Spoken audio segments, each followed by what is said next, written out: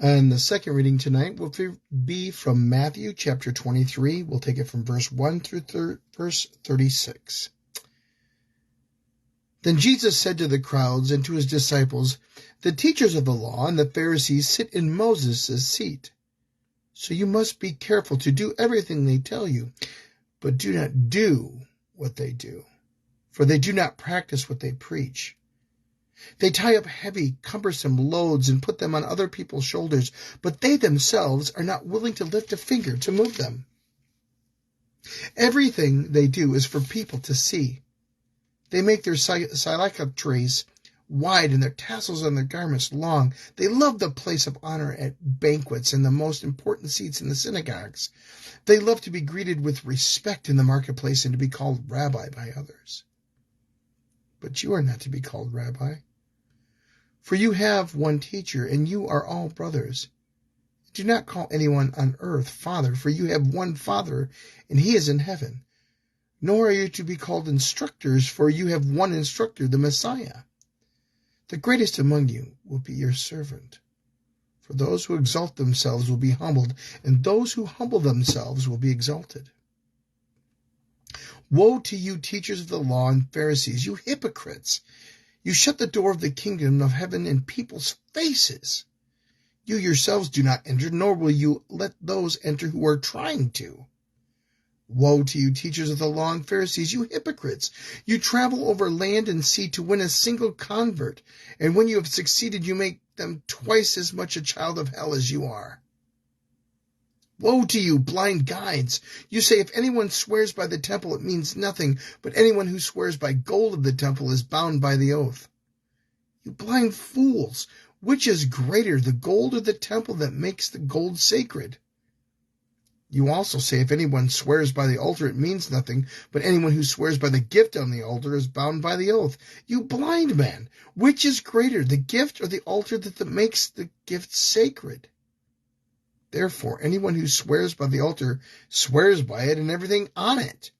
And anyone who swears by the temple swears by it and by the one who dwells in it. And anyone who swears by heaven swears by God's throne and by the one who sits on it. Woe to you, teachers of the law and Pharisees, you hypocrites! You give 1/10 of your spices, mint, dill, and cumin, but you have neglected the more important matters of the law, justice, mercy, and faithfulness. You should have practiced the latter without neglecting the former. You blind guides! You strain out a gnat but swallow a camel. Woe to you, teachers of the law and Pharisees, you hypocrites! You clean the outside of the cup and the dish, but the inside are full of greed and self-indulgence. Blind Pharisee, first clean the inside of the cup and the dish, and then the outside will also be clean.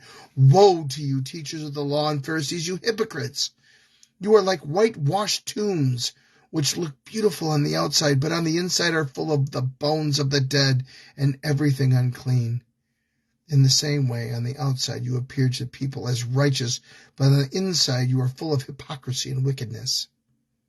Woe to you, teachers of the law and Pharisees, you hypocrites! You build tombs for the prophets and decorate the graves of the righteous. And you say, if we had lived in the days of our ancestors, we would not have taken part with them in shedding the blood of the prophets. So you testify against yourselves that you are the descendants of those who murdered the prophets. Go ahead then and complete what your ancestors started. You snakes! You brood of vipers! How will you escape being condemned to hell? Therefore I am sending you prophets and sages and teachers. Some of them you will kill and crucify, others you will flog in your synagogues and pursue from town to town. And so upon you will come all the righteous blood that has been shed on earth, from the blood of the righteous Abel to the blood of Zechariah son of Bechariah, whom you murdered between the temple and the altar.